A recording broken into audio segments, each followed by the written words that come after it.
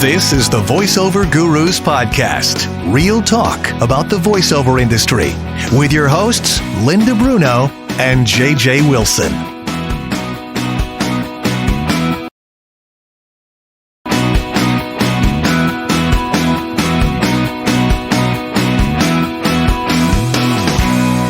Hello again. Hello again. This is the Voiceover Gurus there's an echo, Linda. podcast.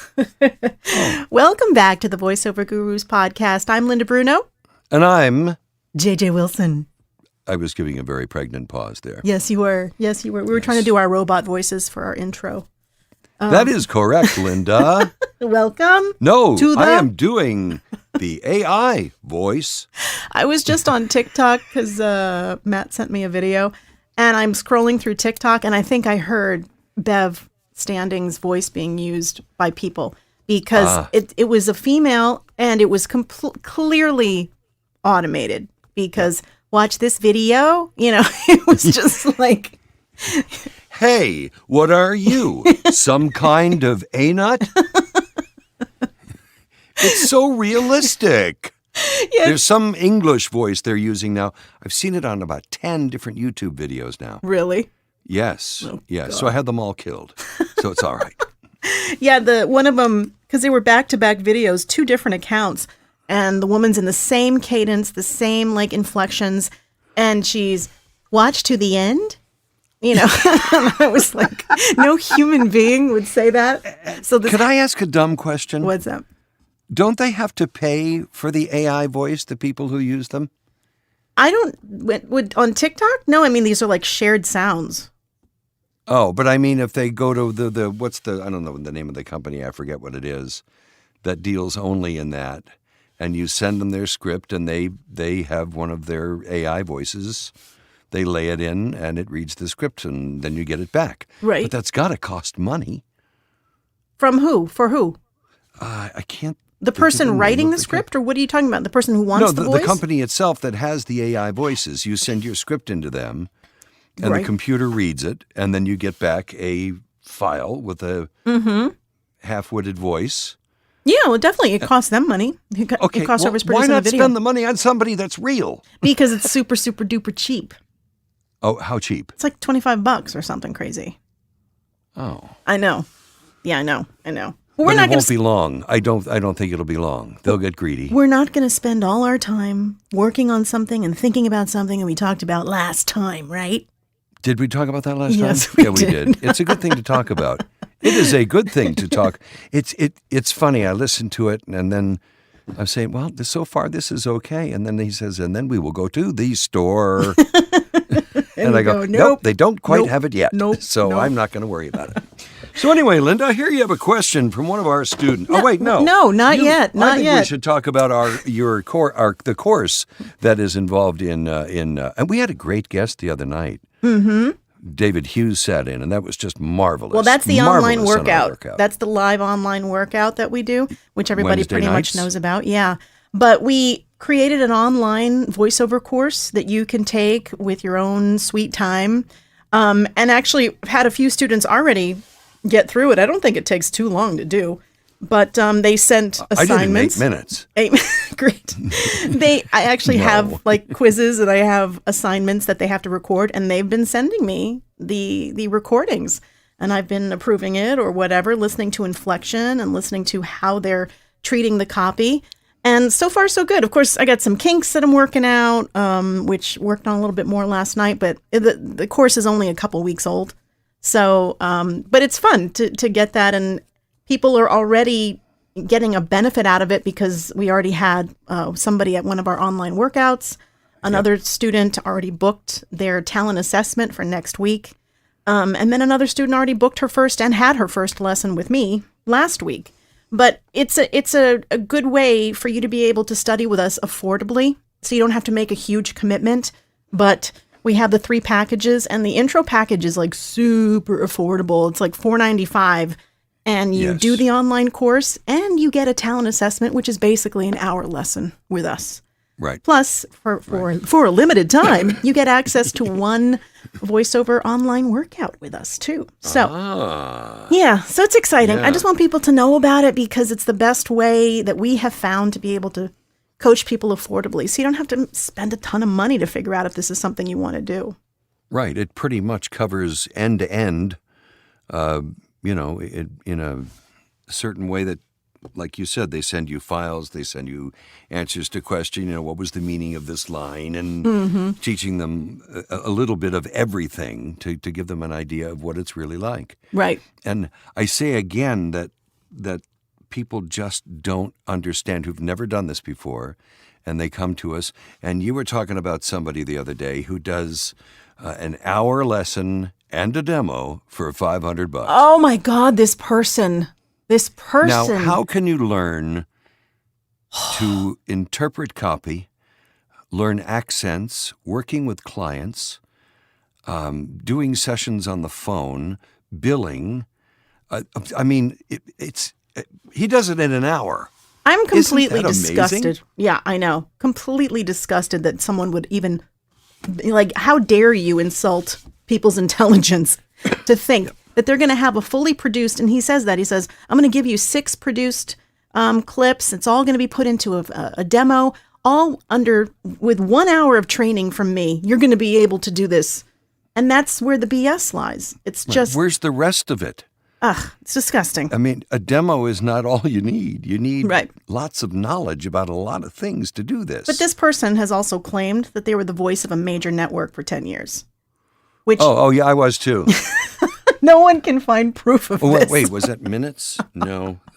Because let me tell you, if you were legitimately... Tell me something, Linda. If you were legitimately the voice of something, you will have video fully produced of your voice with elements from the network, the commercial, whatever it is you did. You will have that, especially if you were the voice for 10 years. Does this person have it? No. They have something. He has a still shot of New York City with some chyron generated over it saying nightly news or whatever. It's hilarious. I know. So, of course, I have to ask Brian Lee if he ever heard of him, because Brian Lee's like huge promo dude. He knows everybody. Yeah. He'd never heard of him. So just be careful out there. We just read some reviews that we got from last Wednesday night's workout, and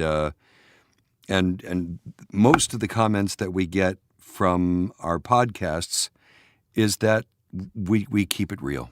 Mm-hmm. We really do. We will not do what those other people do. And we have fun, and it's not brain surgery. No. And you don't have to overthink it.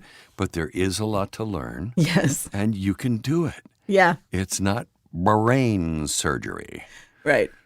So just be careful. Just be careful. Always watch your options and I have to make tell sure you, you're comfortable. I have to tell you what Brian Lee said about this what did Brian person, Lee say? because he went through the website, and I said, wouldn't... When he stopped laughing, what did he say? First off, he pointed out the microphone that he's using, and that's completely overmodulated in the recordings. So I said, well, wouldn't you have something to show for it if you were 10 years the voice of a major network? Wouldn't you have a video? Wouldn't you have something? And he said, yeah, you would. You'd have $1 million. Yeah. So he says, so if this person is trying to, he might give some sort of benefit to people, but I just think that it's a whole lot of BS. You can't just do a demo for somebody and say goodbye. It's so much more than that. But it's going to be a piece of crap demo. Well, yeah. I mean, why? And it's not going to be real. And that's where you're taking someone's money, promising them something, shining up the turd, and saying, "Yeah, this is gonna help you get jobs." Do you have a turd shiner too? Yes, I just got one for Janine. She loves it. I've had it for a while. It's great. Oh, have you? Yeah. Gotcha. Mine's a dachshund. He's the turd shiner. Yeah. I have a couple of cats, so. Oh. But anyway, off my soapbox, you reminded me of that person, and it really irritated me. So we got a question. We got a question. Yes. From a listener and a student, actually. First time listener, last time caller. But and of course, we never give anybody's name out, right, Tony? Right, Tony. Tony. Okay, Tony. Okay. What's your question, Tony? One of our students asked, Yes. how do you know which voiceover genre is for you as far as your voice and your ability. Is it via your coach? I've heard over time that you'll find out when you realize what is predominantly requested by others. That's how you'll know. But as you know, I just did my first audition. How do I know where to do most of my practicing? What do you think, JJ? I don't know. All right, next. No. Well, gosh, you got to practice as many things as you can. Right. Hopefully, we all have our strong suit, but you've got to have a lot of ones that are just below that, too. Because we are the Midland, and the more versatile you are, the more work you get. I understand her question, but like when I started out, I'd made a mental decision that I wanted to do this genre, that genre, that genre. And it didn't play out like that because once I started auditioning and started to practice, I realized where my voice then fit. Mm-hmm. And yes, it was from whatever I was booking, which is what helped my agents also kind of figure out what to send me more of.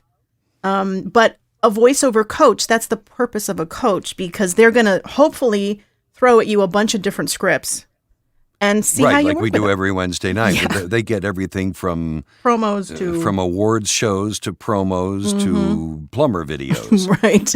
And so we see, there's one lady I was working with the other day who just is so wonderful at the non-broadcast stuff. Oh, you were And she's saying, also yeah. good at commercials. Mm-hmm. A certain style of commercial, but man, she can read anything industrial-wise. That's great. So I said, this is something you'll want to look more into because it's just completely natural. But you'll find that you'll stretch and stretch and stretch and stretch over your career, and something you don't think you can do, you book. Mm-hmm. And that goes to say, because I worked with some people for 30 years, and they go, they say, "Do you do character voices?" I'm like, oh, yeah. What? Yeah. Really? Really? Are you serious? Well, they don't know that And then I side have of you. some agencies that only use me for character voice. And they do you do like a movie trailer too? And I went, yes. So even they don't know Right. what we do, even if they work with us. So Right. that's, yeah. I would just keep stretching and find your niche. But there really is no niche. If you watch television, there's every kind of read going on or listen to the radio. Yes. And the more of those you can do, the more of your chance you have against all those people. Right. You know. I'm working with another one of our students that's been with us for a while next week. And she wants some help possibly creating a new demo. But she sent me a couple of her demos and asked my opinion. And I said, we really should focus on a commercial one first. Even though you do have other demos, the commercial one's going to show more diversity.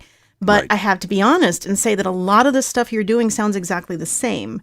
So this gives me my goal now, because the next time I meet her or meet whomever we are coaching, I know now what kind of scripts to pull to try to see if I can get a different side from her, Right. a different emotional, performance. So that way her demo can sound, amazing, as opposed to Right. just being the same type of read.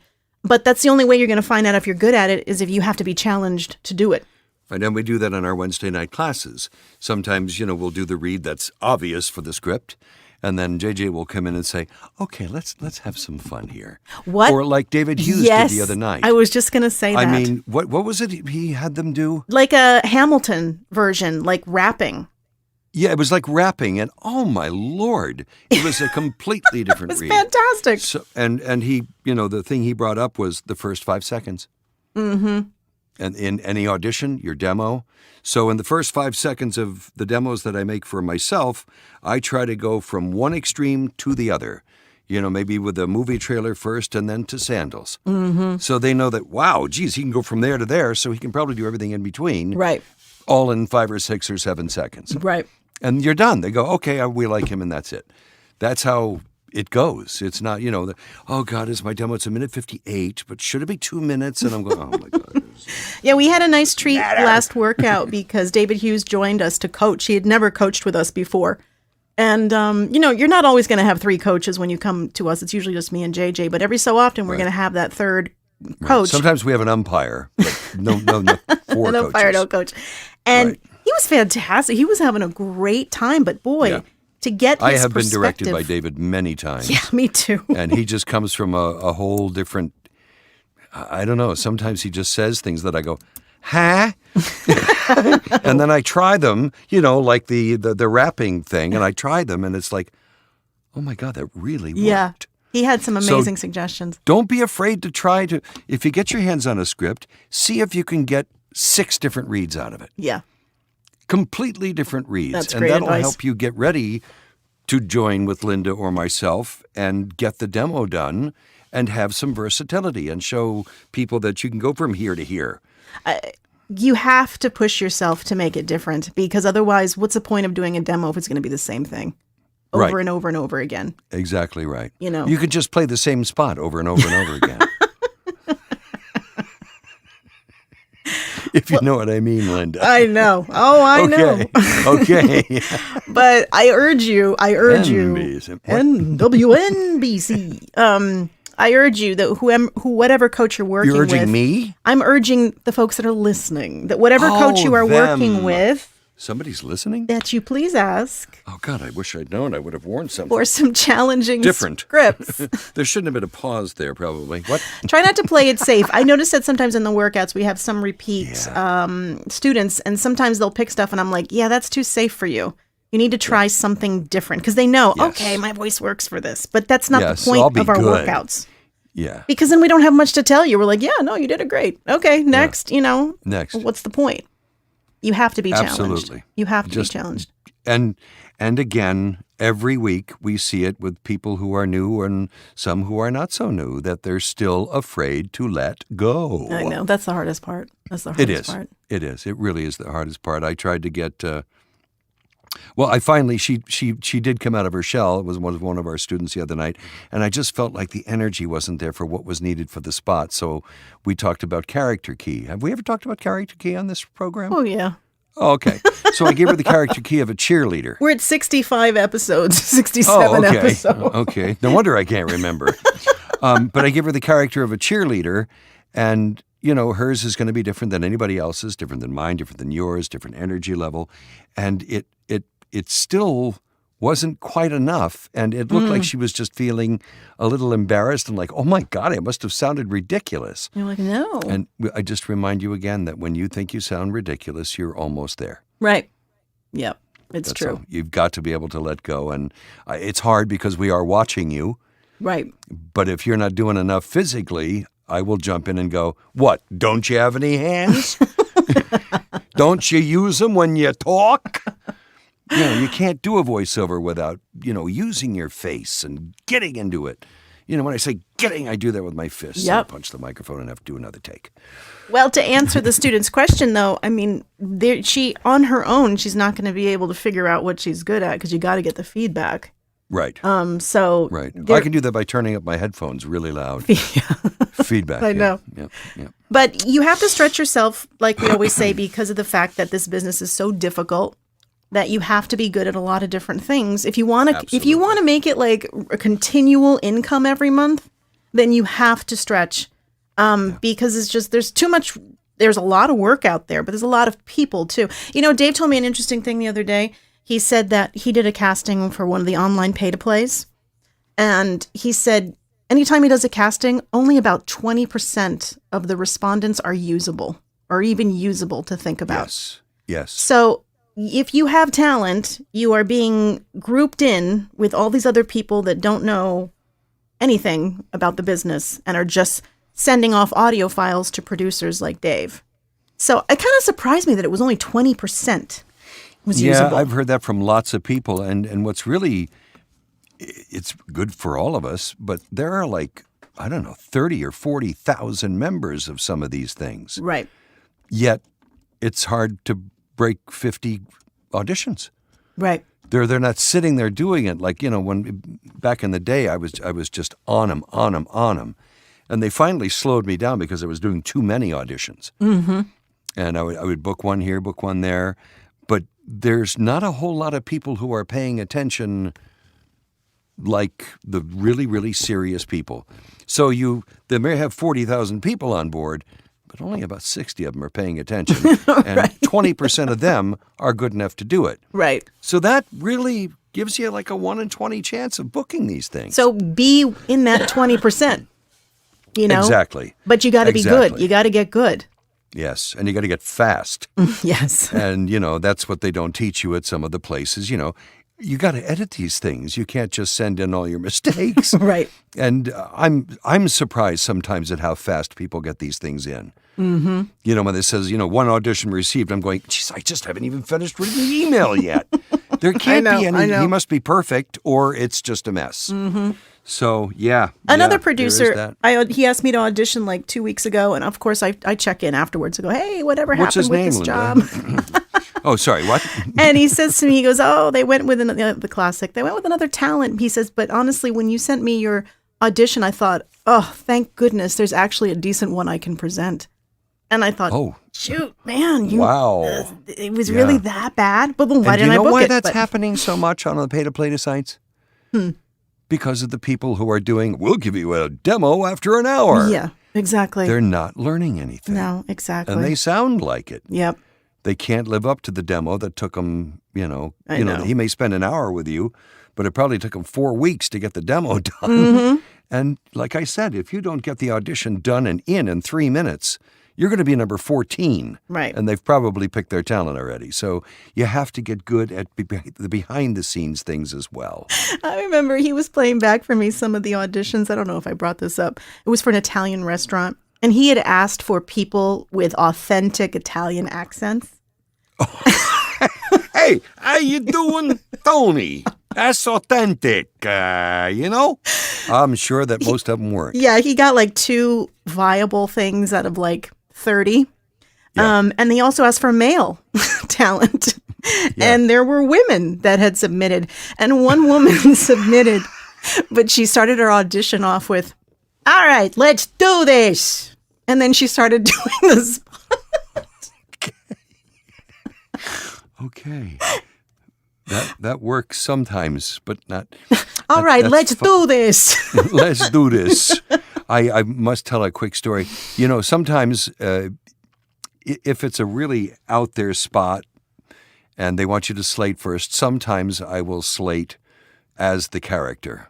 Oh, yeah, I will say something. Mm-hmm. And my longtime mentor and the first guy to do my demo ever was Dave Corey. He's a wonderful, wonderful human being. And he walked into an on-camera audition for a movie where he was playing a murderer, an Italian guy murderer.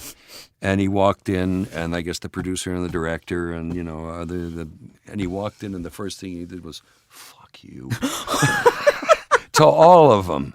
And then he went right into it, and he booked it. Wow. They said that's what did it. Wow. They said he was in it when he got in here, and we knew he could do it. It was great. That's great. But, it doesn't always work. Right, right. What do you mean by that? Get out. I know.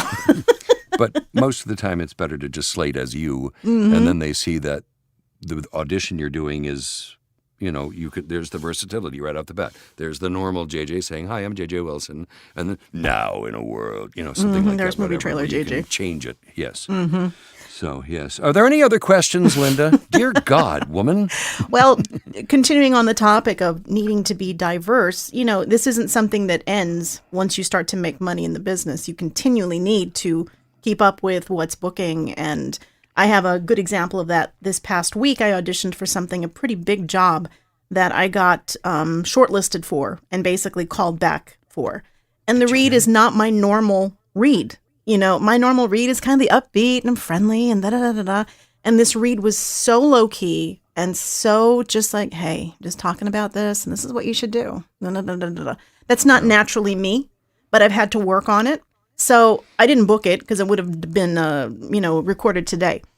But that's not the point because for me, the casting director loved it.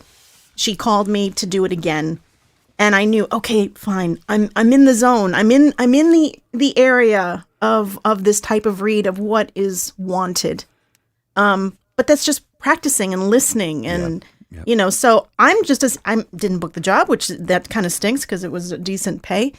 But that's okay too, because I feel okay. I'm like, all right, good. I know this kind of read then is really what's kind of trendy right now, and I need to save that audition and listen back to it whenever I need to get back into that zone, the zone. Right. I'm working on my millennial read now. I just read the copy like, yeah. Mm-hmm. Yeah. So come on, hurry. The sale's almost over and I really don't care. Some of our students are really good at the millennial read. Oh, God. Mm-hmm. Yeah, a couple of them are really, it's just like, oh my God, it's so today. It's so, you can hear them on the radio as they read it. Right. And it's really hard to pull back that far. But still sound interested. Connie used to do that to me. Less. And I'm going, Connie, I'm barely talking. Less. I want less. And then I completely throw it away and just talk like this. Yeah. And she goes, that was it. Yeah. Yeah. But that was 20 years ago. She knew what was coming. Yeah, definitely. But it's really hard to do that. Yeah. So, but that's another type. Another tip I learned the other night with you was that sometimes just if the read sounds like it's a little repetitive or the things are just kind of, just pick up the pace a little bit. It can change the whole feeling of the spot and the words you hit, the pauses you take. It gives you more time to take bigger pauses when you need them sometimes. And it's just an interesting trick. So when you're reading that piece of copy 6 or 7 different ways, try reading it a little bit faster, a little bit slower. Yeah. Try speeding up one line and slowing the next one down. But that's how we naturally speak anyway. Yes, it is, Linda. Do I sound natural? Right. I mean, we don't speak with the same pace, cadence for everything. That is right, Linda. Right. So it sounds simple, but it's difficult to execute if you're not truly understanding because you're looking at the script and saying, I need to read this like I'm reading a script. Right. I mean, it's just, and I don't know. It's not an easy thing to learn. I'm not like trying to beat people up about it, but no, and I really think it's something simple. that the millennials really don't have to learn. That's just the way they are. Yeah. Mm-hmm. So, and it's funny. I was thinking about this last night. I'm 60. I started doing this full time 35 years ago, and back then it was different. Mm-hmm. And I feel that I concentrate a lot on the rudiments of learning to drum. The words that are being hit and words that are not. And sometimes I go, yeah, but they don't care. Mm-hmm. Right. They're not going to hit the words like that anymore.